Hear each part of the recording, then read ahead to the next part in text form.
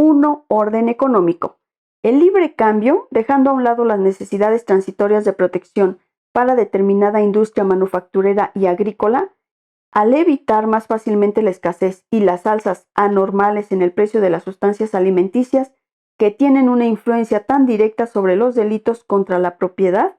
previene mejor que el Código Penal una multitud de desórdenes criminales, mientras que, por el contrario, el monopolio permanente de ciertas industrias no solo multiplica las contravenciones, sino fomenta otros crímenes contra la propiedad y las personas, según se ha visto en Sicilia hace pocos años cuando se restringió el cultivo del tabaco. La libertad de emigrar, considerada bajo este punto de vista, o sea, haciendo abstracción de toda consideración superior sobre sus causas naturales y sociales, además de ser el efecto de la conquista del derecho de libre circulación, al cual los capitalistas intentan oponerse por miedo de ver disminuir la oferta del trabajo, es también una verdadera válvula de seguridad que libra al país de elementos que la miseria o las energías mal equilibradas arrastran fácilmente al delito. Así, en Irlanda, la disminución de las reincidencias se ha debido bastante menos a las maravillas ilusorias de los sistemas penitenciarios que a la emigración de los detenidos puestos en libertad, que se ha elevado hasta el 46%. Igualmente, respecto de Italia, estudiando la criminalidad de los últimos años, he tenido ocasión de indicar entre las principales causas de las oscilaciones de decrecimiento en 1881 y en los años siguientes no solo la benignidad de los inviernos y las abundantes cosechas de estos mismos años, sino a la vez el aumento extraordinario de la emigración. El contrabando, que ha resistido durante muchos siglos las penas más atroces como la amputación de las manos y la muerte, y en nuestro tiempo las aprehensiones y los disparos de las armas de fuego de los aduaneros, decrece visiblemente gracias a la disminución de las tarifas arancelarias, como lo demuestra en cuanto a Francia Villerme, entre otros. Adam Smith tenía razón al declarar: contraria a todos los principios de justicia, la ley que castiga el contrabando, después de haber creado la tentación de él, y que, haciendo esta más imperiosa, aumenta la pena. Y al combatir a Jeremías Bentham, quien por el contrario, partiendo de la idea de que la pena debe hacerse temer más que el delito se hace desear, pedía para el contrabando las penas más severas. El sistema de impuestos que grave la riqueza por sus signos manifiestos, más que por los objetos de primera necesidad, y que sea progresivo proporcionalmente a las utilidades de los contribuyentes, hará imposible estos fraudes sistemáticos que las penas no pueden impedir, y corregirá la fiscalización empírica y exagerada, que es una causa perpetua de resistencia a la fuerza pública, de ultrajes y de otros delitos. Así, Fregier habla de las diversas industrias criminales que se sostienen con los consumos y que desaparecerán con estos impuestos tan injustos como absurdos. De igual modo también, mientras que Allard había hecho ya notar que la disminución de los impuestos sobre los artículos de primera necesidad, además de sus buenos efectos económicos, tendrían aún el de reducir los fraudes comerciales. El rapport oficial sobre la estadística francesa en 1872 invocaba, por el contrario, al comprobar el aumento de estos mismos fraudes, la cómoda panacea de una represión más severa, a lo cual respondía Mercer, que en los delitos provenientes de la elevación exagerada de las tasas no pueden suprimirse los efectos sin suprimir las causas. Los trabajos públicos en los años de escasez y en los inviernos rigurosos, procurando ocupación a los indígenas, impiden, en el supuesto de que aquellos no se hagan esperar demasiado, el aumento de los delitos contra la propiedad, las personas y el orden público. De ello tuvo Francia una elocuente prueba en 1853, 1854 y 1855, periodo en el que, a pesar de la crisis agrícola, no hubo que deplorar al enorme aumento de delitos contra la propiedad que se había producido en la escasez de 1847, cuyo resultado fue precisamente debido al trabajo que un gobierno previsor supo procurar a tiempo y en gran escala. Los impuestos y sobre todo las demás restricciones indirectas creadas a la fabricación y a la venta del alcohol serían mucho más prudentes que los establecidos sobre la sal y más que ningún otro el impuesto sobre la harina, que empobrecen las clases más menesterosas y más fácilmente empujadas al delito. Aún fuera de la frecuencia anual, las relaciones entre el alcoholismo y la criminalidad se han demostrado de hoy para siempre de una manera superabundante que confirma cada vez más lo que decía Morel, que el alcoholismo produce una clase de desgraciados desmoralizada y embrutecida, que se caracteriza por la precoz depravación de los instintos y por el abandono a los actos más vergonzosos y temibles.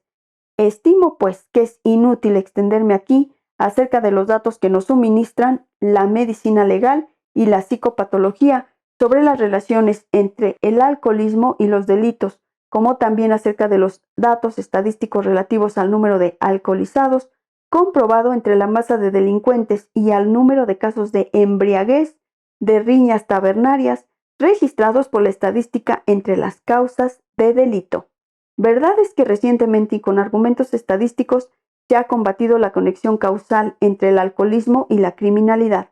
Tameo comenzó por observar que en Europa los países en que se consume más alcohol presentan una proporción menor de delitos sangrientos, e hizo igual observación en Italia con respecto a sus diferentes provincias, pero lo que daba en realidad a sus observaciones un alcance menos exorbitante es que se contentaba con negar que el abuso de los licores fuese la causa más activa de la criminalidad. Después Fournier de Fleix, al sostener la misma tesis con idénticos argumentos estadísticos, aunque reconociendo que el alcohol es un azote particular para el individuo que abusa de él, concluía, sin embargo, que el alcoholismo no es una calamidad que amenace a la raza europea, y repetía que las naciones que consumen más licores cuentan con un menor número de delitos y sobre todo de delitos sangrientos. En último lugar, Colahani, sin citar a Tameo ni a Fournier de Fleix, desarrollaba la misma tesis, apoyándose de modo primordial en los datos estadísticos ampliamente expuestos por Kummer, concluyendo que entre el alcoholismo, la delincuencia y universalidad de relaciones de la coincidencia y de la sucesión, por lo que no podría establecerse entre estas cosas en virtud de las leyes de la estadística una relación de causa-efecto. Dejando aparte los errores de hecho contenidos en la monografía de Colahani, me limito a hacer notar que su tesis no es otra cosa que un craso error de lógica estadística. Comencemos por decir que cuando se admite, y no puede negarse, la influencia físico y psicopatógena del alcohol, no solo en los licores, sino también en el vino, forma bajo la cual es inexacto decir que los pueblos meridionales y en Italia las provincias del mediodía no sean alcohólicas comparadas con las poblaciones y provincias septentrionales, sino solamente que lo son menos, no puede explicarse cómo el alcohol mismo física y moralmente perjudicial para los individuos no deba serlo para las poblaciones,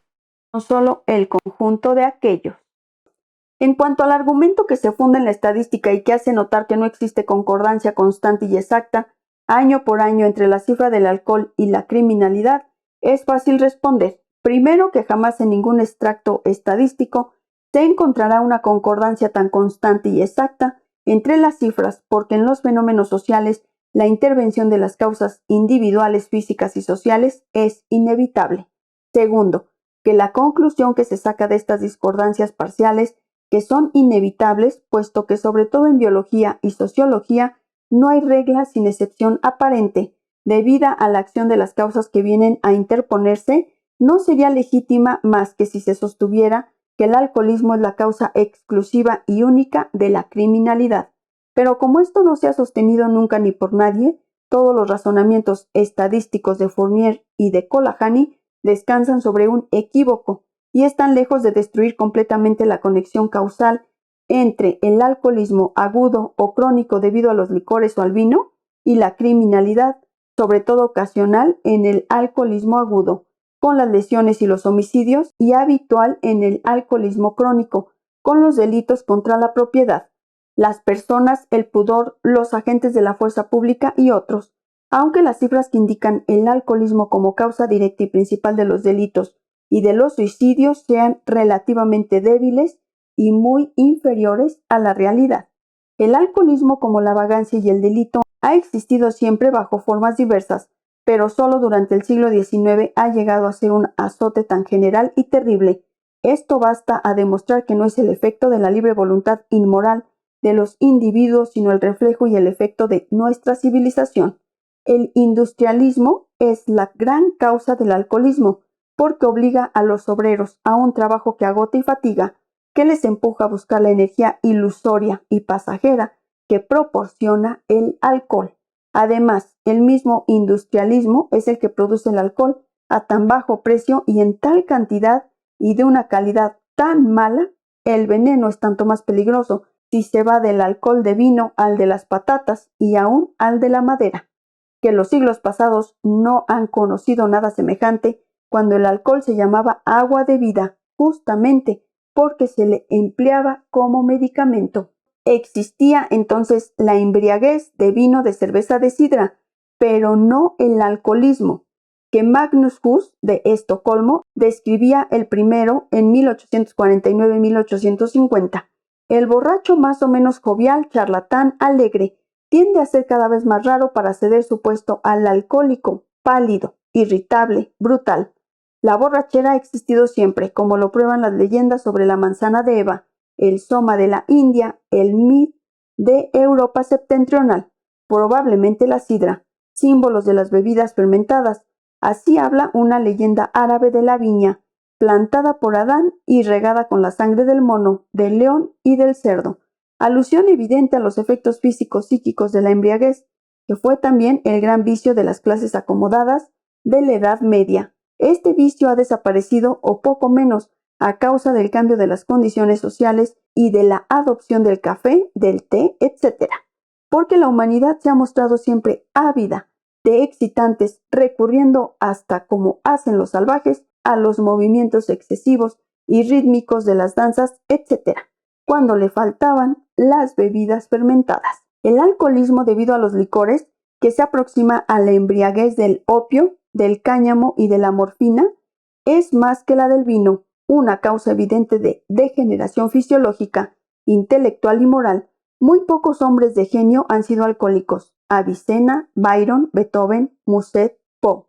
Pero los delitos más atroces y más extraños, sin causa o motivo aparente, no son a menudo otra cosa que el erupto del alcoholismo, sobre todo entre los individuos epilépticos y epileptoides. El alcoholismo, como cualquier otro fenómeno de patología individual y social, tiene sus factores antropológicos, físicos o telúricos y sociales.